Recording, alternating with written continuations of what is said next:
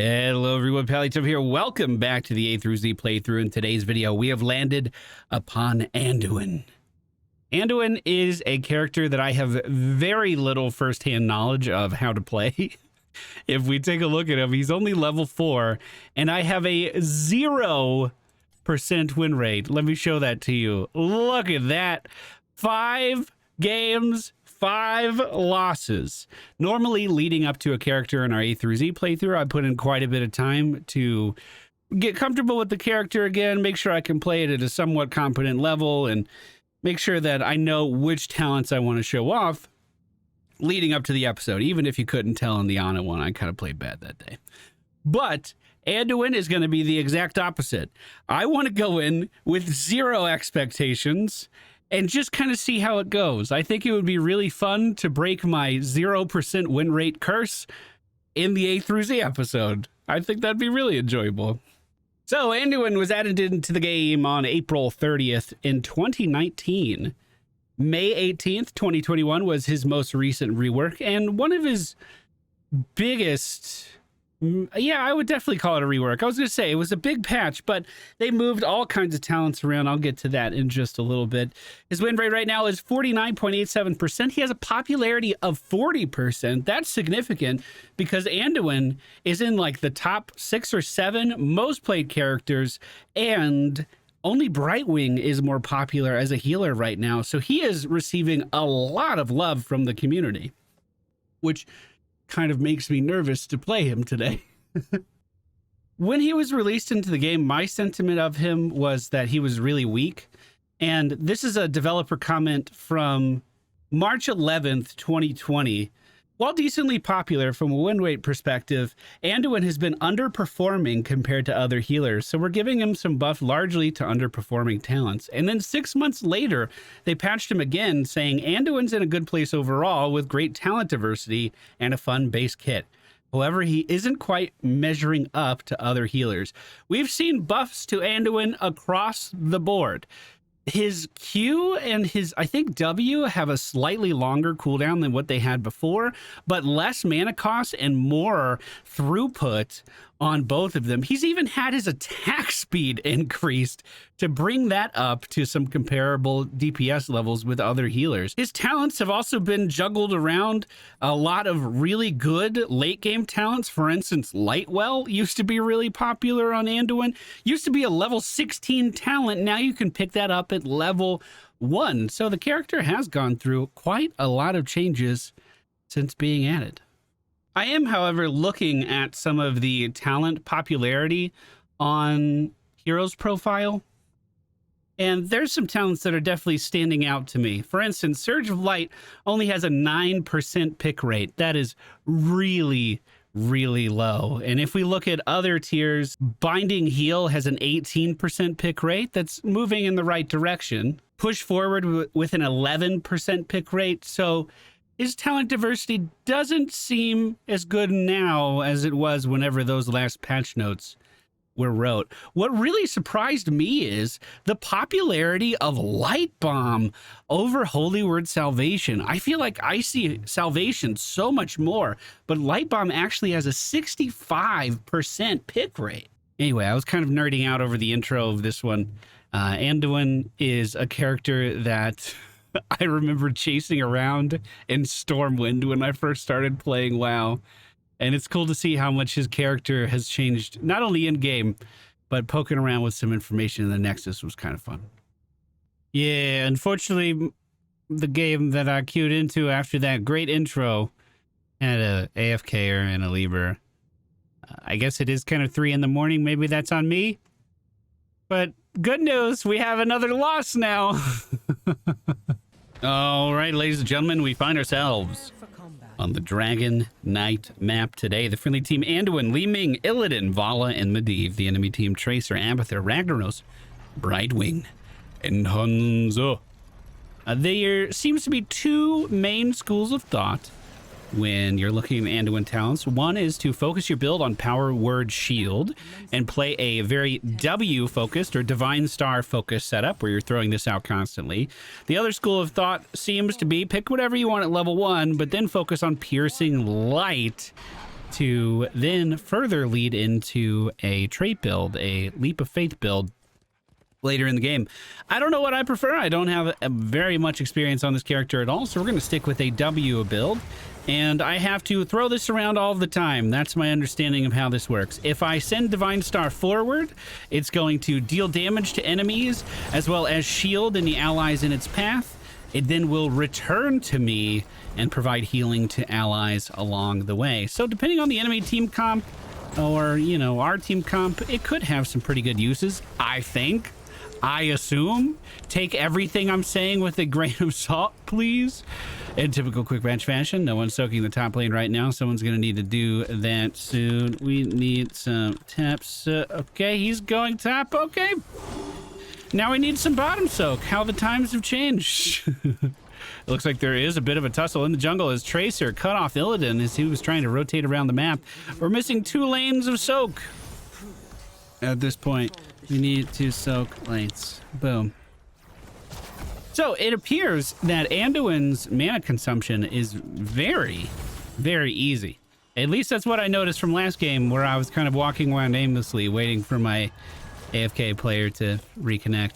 Top lane, Vala taken down as she rotated into the enemy team's Tracer. So what are other abilities other than the Divine Star? Well, we have, is this flash heal? It is. It's a channeled heal. Feels very similar to playing a WoW character where you have to stop for a second, then finish the channel before you can move again. That is going to heal a single target and only has a 5-second cooldown, so it seems like something that I should be casting quite a lot. Our E ability is Chastise. This is a straight line skill shot of a very slow moving projectile. Once this projectile reaches its target, it will be rooted in place. Maybe I can show that off. I have no expectations of being able to push a Ragnaros out of lane, especially with Brightwing teleporting down as well. Let's see how my team responds to this. It looks like Illidan making his way down here. Is he going to stop at a camp first? I'm not sure. Leaving now in range. Let's send out the Chastise. Unfortunately, it does not connect. We're going to pick up Moral Compass now. Divine Star fires a basic attack at heroes close to its apex. It also increases our basic attack damage, or attack range by 1.1. So we have an attack speed increase being provided by one of the earlier patches to the game. Now we can attack further. Is there an auto attack Anduin build that we should be sinking our teeth into? I'm not too sure. The enemy team pushing back into the bottom lane. Li Ming taking the brunt of that damage there. We'll come back in for a little bit of healing. Brightwing in a bad spot. Unfortunately, I did miss the Chastise. Playing kind of far forward here. The middle is being guarded by Illidan at the moment. Flash of Light being used. Chastise onto Ragnaros, and he's totally out of mana, so he's not going to be much of a threat towards us any longer. Trying to heal our Li Ming, but unfortunately, I'm not used to the having to channel the actual heal, so I was messing that up a little bit with my stutter step. That's going to be really interesting to adjust to. It does look as though Medivh is having a decent time up top. Hanzo with the Abathur top hat in the middle is going to hit Illidan pretty hard, especially when Illidan does, you know, things that Illidan does. You know, you've seen him. You've seen him. Although an eye for an eye does make the whole world blind, Illidan. Do you get it? I still have jokes. I know what comedy is. Looks like top lane having a little bit of trouble here with the enemy team's Tracer. Tracer Abathur can be absolutely devastating. Vala by herself down in the bottom lane versus Ragnaros and Brightwing at the moment, so it is pretty important that we take this over. We did pick up Desperate Prayer. What this is going to do is it gives us an instant heal. We just press the button and our target is going to be healed by a considerable amount. However, after the heal has been used, we cannot move our character for a few moments. Oh my god. Please. Please. Fuck. I can't kill her. I don't think I can. Maybe I can. Come back here. So I could have used it on Medivh there, obviously, and he would have been just fine. But that's what happens when I don't play the character at all. We make some easy mistakes like that. Please go easy on me. Everyone starts somewhere. Okay. Oh, shit. Brightwing teleporting in here is a lot that I don't want to deal with. Polymorph does hit me, but not before I can get off a flash heal, keeping my HP high. The enemy team is going to be moving in on that top capture point right now. With Abathur on their team, they're also half a level ahead of us on XP. So this is not a situation you want to find yourself in. However, Vala, Li Ming, able to take the bottom objective while I'm still up here alone, soaking XP. I'm leaving this lane. It's time to go. It's time to venture out and see the map. Ragnaros and Hanzo down in the bottom lane dealing some damage to our girls down there, but meanwhile, in the middle lane, Illidan going in. Tracer is able to backpedal and shoot at the same time, but he has so many gap closes that he's able to keep up with her no problem. Level 10 has been achieved by the enemy team. Let's send the Divine Star forward. Try to get a Chastise off as well. That didn't quite line up. Lava Wave from Ragnaros is going to be moving down the bottom lane. We take this over, no problem for the home team. Illidan defending up top. This might actually be our first capture. This is an Abathur clone of Tracer moving in at the moment. Everyone's still totally fine so far. No real enemies were harmed in the making of this play. We're going to take Lightbomb. This is a aura that we put around a target, and if someone stays in melee range, we completely blow up the target. We might be able to finish off Tracer. Illidan hunting in to secure the kill. Now the middle lane should be open. Ragnaros became a building down here. That means his feet are planted as well. And with Medivh moving in, we secure the first objective of the game. So Lightbomb has a 60-second cooldown. We can use it on ourselves or on any friendly target, and it basically turns them into a walking crowd control machine. Really, really fun ability. Like I said, I am surprised that Holy Word Salvation doesn't see more love. At least in Quick Match, I feel like I see people picking that ability up all the time. Well, the dragon is managing to poke down middle quite well. We do want to keep our distance from the enemy team's Tracer. She can just turn around and pop off on a moment's notice. Luckily, she is going to recall. The dragon has quite a lot of time left, a little bit under half of its time left, actually. So if we can use that last little bit of its HP bar to siege down the bottom lane, that's going to be good for us. And luckily, Tracer decided to run top, which means at least some of their damage is going to be missing from this. The root does land on the enemy team's Hanzo, and if Ragnaros wants to move in, we can oblige. Lightbomb ready to go, hitting Brightwing, Chastise rooting her in place as well.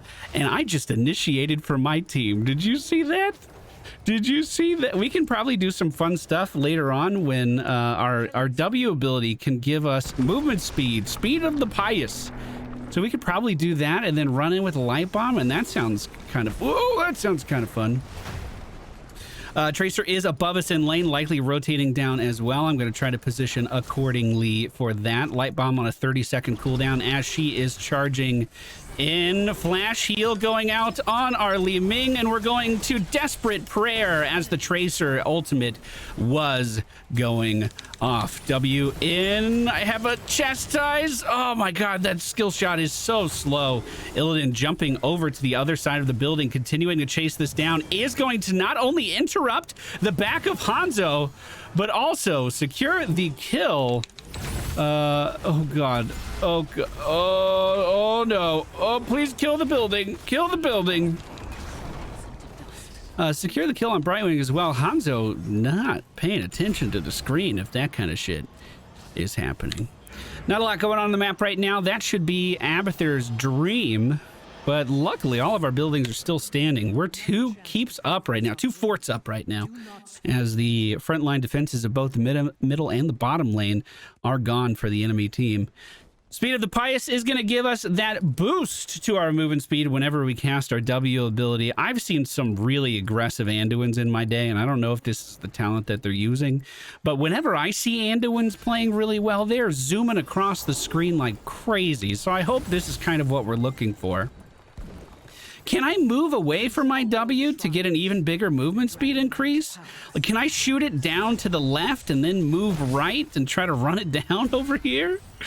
Illidan hunting up top is going to secure a kill on Tracer after she takes down our Li Ming. So numbers are still even at the moment. The objective is up. I'm going to head down to the bottom lane. Medivh, soaring over the walls, is going to spot a couple members of the enemy team here as well. Lightbomb's ready. I'm moving in. We at least forced them back. Now I'm going to back up. Was protected, by the way, as the polybomb goes off here. Vala using her... I didn't mean to teleport away. Oh, God, I got a desperate heal now. Oh, God, things got really sloppy there. Using her strafe to great avail, at least momentarily. Definitely a misplay on my part, not fully utilizing my stuff there. But, hey, what are you going to do? We recovered. That's okay. I mean, anybody can misclick on a portal. It doesn't have to be your first time playing a character. We are then going to pick up Holy Nova. This is going to cause our W ability to explode for healing to our allies or damage to our enemies just in front of me as it returns. Lots of big damage coming out from the friendly team here. The hunt being used on Brightwing. Ragnaros dying next to him, and Hanzo being taken down earlier in the lane. This should be open for free. This should be no question. We should be sieging this down like crazy. Let's make sure we keep Illidan alive here. We have 26 seconds before we really need to go anywhere. Do I life grip him just for healing if it comes down to this? I mean, we still had Desperate Prayer, so I guess I wasn't that worried. Tracer is showing in the middle of the map going after our... Ooh, Vala and Li Ming, and it looks like it's going well for her, but this building is more important for the game than the couple kills that they might get in the middle, and it's important to remember that. Brightwing now revealing that she's in the middle lane as well. Time for me to back out of here. The enemy team respawning, running it down. We get out just in time. Let's see if we can try to hold bottom. We do see Medivh retreating. Illidan being protected during the ult, and a great polybomb is going to stop Tracer from disengaging. That was very nicely done. You love to see that. You love to see that. So far, our healing output for this game, we're just under 30,000 at the moment. Chastise does miss again. When do I unlock the talent that helps Chastise land? When does that happen? We're going to put a light bomb onto our Medivh as he runs forward through the portal, stunning Hanzo in place. I'm going to try to give myself a movement speed increase to re-engage here, but it looks like Brightwing's days are numbered as Illidan plows forward yet again. The friendly team, level 18 to the 16 of the enemy, although they are about to level up soon. Vala standing up top. I'm going for the... Dragon, if we can get it just neutralized, so we should be able to pick it up in just a second. Normally, I advocate healers don't get in here, but I also feel like a quick cap in this instance isn't a bad thing. Did Illidan die to a building while most of the enemy team was dead? That kind of is what it looks like. Vala very vulnerable up top if Tracer decides to gank, especially with the top hat of Abathur. There's not too much she can do about that. I still got some game sense in there, you know, ticking around somewhere. The enemy, Hanzo and Ragnaros, the only defenders of the base at the moment. And Hanzo looking really low. I was going in for a kick there, but wasn't quite able to line it up. We are taking quite a beating from this building, but I think... No, I don't think I'll finish it off, so we're going to disengage. We're going to punt Ragnaros away. We might actually be able to turn onto this encounter. Never mind, Tracer re-engaging now is going to leave me at a bad spot. Let's teleport forward. She doesn't engage too hard on this after we go through the teleport, which was a lucky break. We have some giants pushing the bottom lane right now towards the enemy team's base. We also just hit level 20 as well. Inner Fire can give you a movement speed increase and grant armor to the target. This increases the effectiveness of our Lightbomb, and I think Illidan is a pretty fantastic target for that. So if I can make Lightbomb even better, I want to try to do it. Great damage coming out from Li Ming. Medivh moving forward to secure the kill as well. Let's go ahead and use the Desperate Prayer. I'm going to Lightbomb myself now, try to run it forward. Heal one more time. Come back for me. Come back for me. You gotta come back for me. What are you doing? Tried to engage. Vala's still on the other side of the map doing whatever Vala feels like doing, and that's gonna be a full team wipe in the bottom lane. The middle keep still looking pretty weak, pretty easy to take over whenever we decide to do it, and Vala doesn't even finish off the camp. You didn't even finish the camp. So what were you doing? Oh, just taking a quick sip. And then you're gonna get back in there, right? I took a pretty aggressive stance there because I thought our team was gonna be able to collapse on them no problem. Illidan was playing really aggressive, but here we are. The tides have turned, and this is looking pretty dire. I'm gonna be back up in 16 seconds. The objective's in 20 seconds right now. So we're losing top lane, and Dragon is going to be in the cards for the enemy team if they want to go for a quick pickup. We're actually losing the top keep right now, and there's not too much I can do about this by myself. Illidan does have the hunt ready to go. If he wants to engage with it, we have the stun ready to heal him. Brightwing using her teleport. This is a Lightbomb situation if I've ever seen one. She is going to try to teleport away, and so far successful in doing that. Chastise does land the Desperate Prayer, keeping Illidan alive as well, but can I keep myself alive? Okay, she backed up. Dragon is available. If the enemy team can get it, that would be a great pickup for them. I'm not trying to give him any tips or anything, but I'm pretty nervous about it happening, to say the least. It looks like everyone was able to get out of that tussle just fine. Ragnaros using his Fire Lord abilities down the middle of the map right now. We really have to move to this to defend. We have to get to this. We have to hold the line. Although Brightwing being caught rooted and chastised wasn't a distraction. Yes, it was.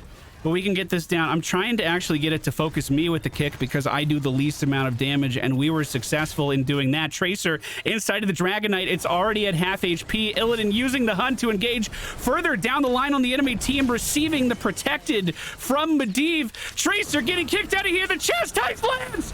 The Chastise lands! Oh, the full... my voice was probably taken out there by our noise suppression, but what an amazing turn of events as Illidan is moving forward. Please get over here and let me heal you. Please, please. Oh, God. Team, there's no excuse. Get the fuck in here and hit the fucking building. Desperate Prayer on Illidan. Hit the building. Here we go.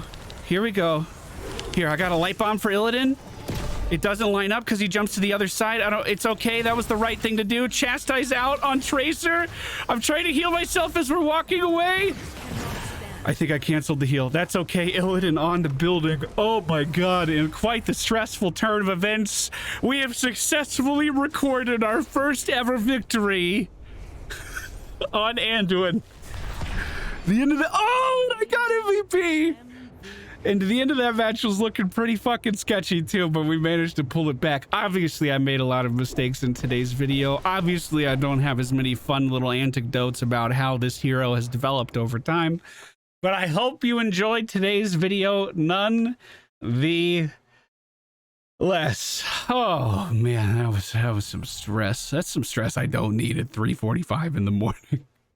We went for Power Word Shield into Moral Compass, Desperate Prayer, Light Bomb, Speed of the Pious, Holy Nova, and Inner Fire. Another good pickup would have been at level 20. We could have gone for the stun here, and I actually think that would have been pretty fun. But I keep seeing these auto attack talents. I keep wanting to try them. Maybe we have to come back one day. Maybe we got to revisit Anduin one of these days. Next up is Anubrak, one of my favorite characters, one of my characters that I used to really one-trick when I was trying to rank up early in the game's life cycle. And it's kind of funny because his playstyle is kind of wrapped around to mimic what it used to be years and years and years ago. Thank you guys so much for watching. Hope you enjoyed, and I'll see you guys again very soon.